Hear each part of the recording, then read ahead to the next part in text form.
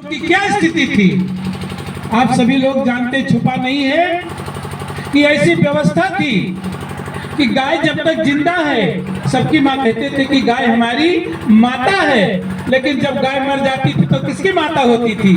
हमारे चमार भाई की माता हो जाती थी। उठावें, चीरें और ठिकाने लगाएं। किसी के यहाँ बच्चा पैदा हो तो हमारी बहनें बेटियां जाती थी, उनकी छठी बरही कराती थी। जितना गंदा काम था धोकर साफ करती थी, लेकिन जैसे छठी बरही पूरा हो गया, क्या उनके घर में जा सकती थी? नहीं जा सकती थी। तब आपको दुआरे पर बैठा कर भोजन लाया जाता था। हमारी जो धोबिन बहनें थी, तो छठी बरही जो बच्चा पैदा, जितना गंदा कपड़ा खून पेशाब लगता था धुलती थी, साफ करती थी, मर जाने पर भी धुलती थी। अब ये पासी समाज के लोगों को क्या कहा गया कि ये शोर सागा चराने लायक है। यादव राजगद्दी नहीं, नौकरी नहीं, उसका तो क्या काम था? उसका काम ये था कि गाय भैंस पाले और दूध दुहे, लेकिन दूध खुद ना खाए, वो दूध ऊपर के लोग खिला, क्योंकि यादव दूध खाएगा तो बुद्धि बढ़ जाएगी। ये सारी व्यवस्था थी और हम स्कूल भी नहीं जा सकते, हम पढ़ भी नहीं सकते थे, क्योंकि ऐसी व्यवस्था थी कि नारी शूद्र शिक्षा न देता, औरत और शूद्र को पढ़ना नहीं चाहिए। हमारे सारे प्रगति के रास्ते बंद थे, लेकिन धन्य बाबा साहब डॉक्टर अम्बेडकर जब इस देश में बाबा साहब पैदा हुए तो बाबा साहब ने देखा कि ये क्या तमाशा है, ये क्या तमाशा है कि किसी को खाने का अधिकार नहीं है, सड़क पर चलने का अधिकार नहीं है। तो इसके लिए बाबा साहब डॉक्टर अम्बेडकर ने अपना जीवन कुर्बान कर दिया। किसके लिए? आज जो हम कुर्सियों पर बैठे इसके लिए, आज जो हमारी बहन बेटियां अच्छी कपड़े पहने बैठे इसके लिए बाबा साहब ने अपना सब कुछ बलिदान कर दिया।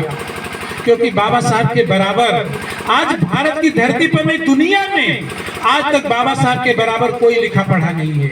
लेकिन बाबा साहब ने नौकरी क्यों नहीं किया? बाबा साहब जब लंदन से पढ़ करके लौटे थे तो अंग्रेज सरकार ने कहा कि डॉक्टर अम्बेडकर, हम आपको हाई कोर्ट का जज बनाना चाहते हैं। तो डॉक्टर अम्बेडकर ने कहा कि हाई कोर्ट का जज नहीं बनना चाहते। क्यों नहीं बनना चाहते थे? बाबा साहब ने जब लोगों से पूछा, लोगों ने कि बाबा साहब लोग चपरासी की नौकरी करना चाहते हैं और आप तो हाई कोर्ट के जस्टिस बनने वाले थे, आपने नौकरी क्यों नहीं किया?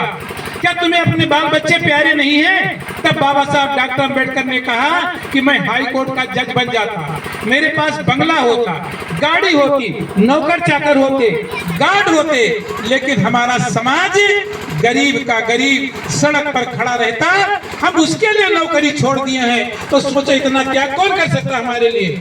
कोई कर सकता है? कोई नहीं कर सकता। इसको त्याग को बाबा साहब डॉक्टर अम्बेडकर ने किया।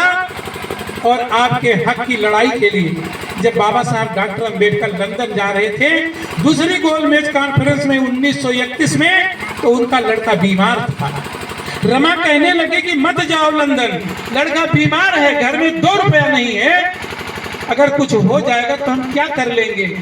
तो डॉक्टर अम्बेडकर ने आंख में आंसू भर के क्या कहा था कि रमा, अगर मैं लंदन नहीं गया तो हमारे बहुजनों का अधिकार छीन लिया जाएगा और हमारे देश में ये चमार, कोरी, पासी, अहिर, गंडिया, धोबी, तेली, तमोली, कुर्मी, कहार, इनके बच्चे तो जिंदा रहेंगे, लेकिन ये मरे के समान रहेंगे, इनको कोई हक नहीं मिलेगा और ये दूसरे के खेतों में काम करेंगे, सेवा करेंगे, इसलिए जाना जरूरी है।